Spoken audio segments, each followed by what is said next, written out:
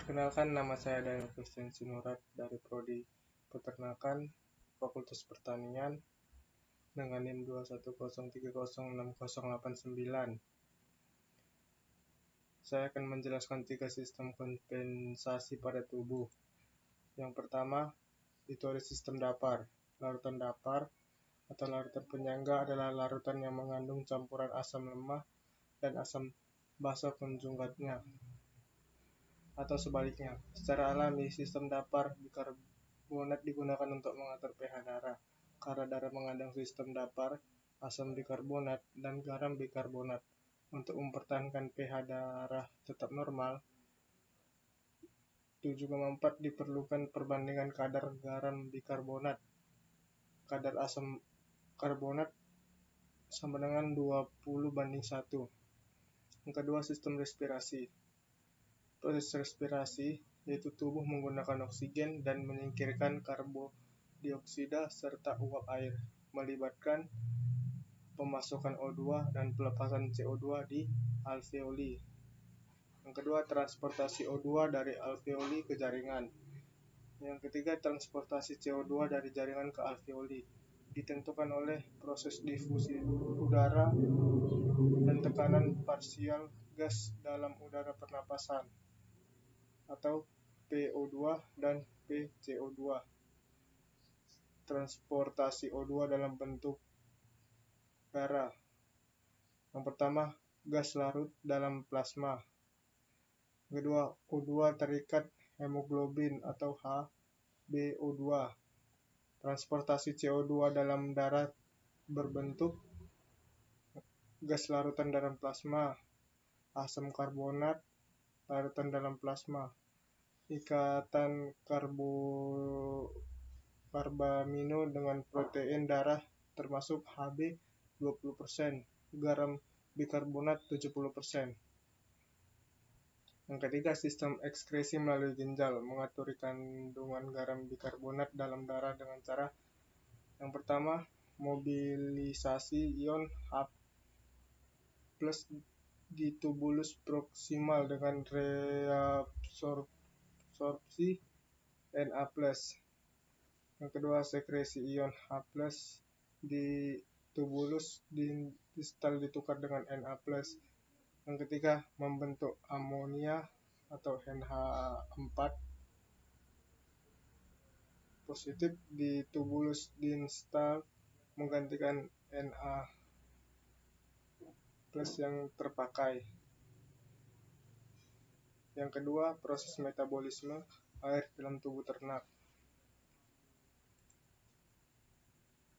Air merupakan senyawa yang memiliki rumus kimia H2O yang berfungsi untuk penyusunan jarang pada hewan dan juga tumbuhan, di mana air dibedakan menjadi dua, yaitu intraseluler dan ekstraseluler, di mana intraseluler dalam air hampir 50% dari bobot tubuh termasuk ternak, sedangkan ekstraseluler yang berada pada luar sel seperti urin.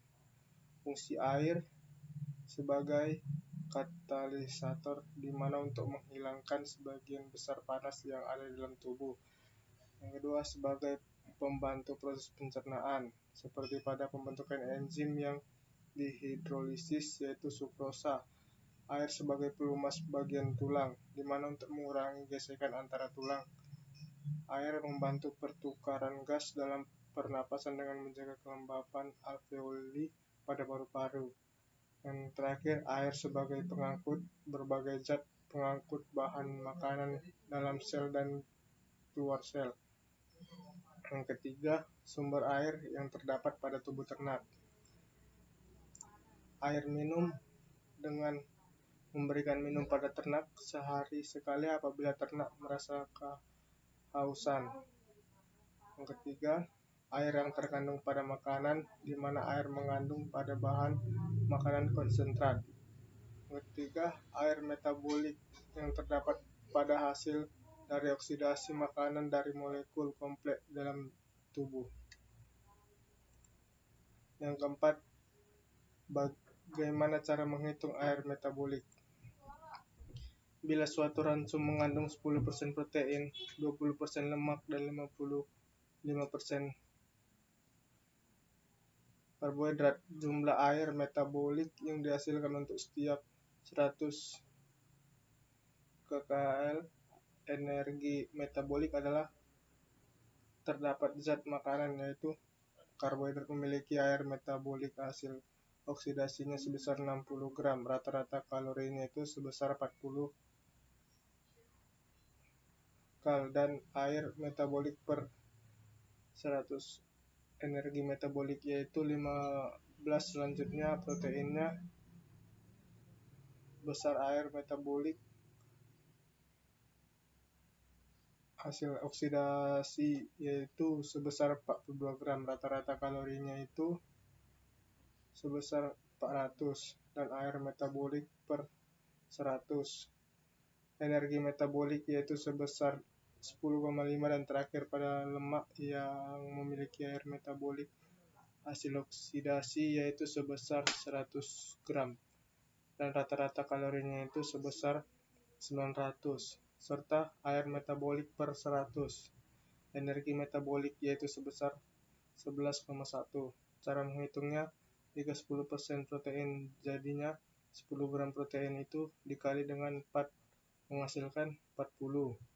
Selanjutnya ada 200 gram lemak itu dikali dengan 9 hasilnya 180 kilokalori, dan 55 gram karbohidrat itu dikali 4 menghasilkan 220. Dijumlahkan menjadi 440. Jadi 40 itu dapat menghasilkan 40 dikali dengan air metabolik per 100. Energi metabolis yang berasal dari protein sebesar 10,5 ini dibagi 100 untuk mendapatkan 1. Jadi 40 dikali 0,105 hasilnya 4,2 gram air metabolik. Selanjutnya 180 pada lemak itu menghasilkan 180 dikali dengan air metabolik per 100. Energi metabolis pada lemak sebesar 11,1, yang dimana itu dibagi dengan 100 untuk mendapatkan 1 kal. Jadinya 180 dikali 0,111 hasilnya 19,98 metabolik. Selanjutnya ada 220 kalori yang menghasilkan 220 dikali air metabolik per 100 kalori. Energi metabolik yang berasal dari karbohidrat sebesar 15, ini dibagi menjadi 100 untuk mendapatkan 1, sehingga didapat 220 dikali 0,150 menghasilkan 33 gram air metabolik. Semuanya dijumlahkan mendapatkan 57 air metabolik. Jadi bila energi ransum 1, maka air metabolik yang dihasilkan adalah 57 gram. Yang kelima, faktor apa saja yang mempengaruhi prosesnya? Yang pertama, hilangnya air melalui kulit pada mamalia. Melepaskan panan untuk mengatur temperatur tubuh, di mana jumlah air yang hilang melalui kulit akan meningkat dengan meningkatnya aktivitas tubuh dan temperatur lingkungan. Yang kedua, hilangnya air melalui ginjal sebagai air seni atau urin. Hal ini sangat dipengaruhi oleh banyak faktor seperti pakan yang kadar proteinnya dan mineralnya yang tinggi akan meningkatkan hilang air melalui urin. Di samping itu, meningkatnya mineral natrium dalam tubuh akan banyak air yang akan diabsorpsi sehingga menimbulkan odeman pada otak dan asites. Hasil akhir dari metabolisme protein adalah urin yang akan menjadi racun bagi saluran kencing. Untuk mengencerkan diperlukan air konsentrasi yang tidak berbahaya.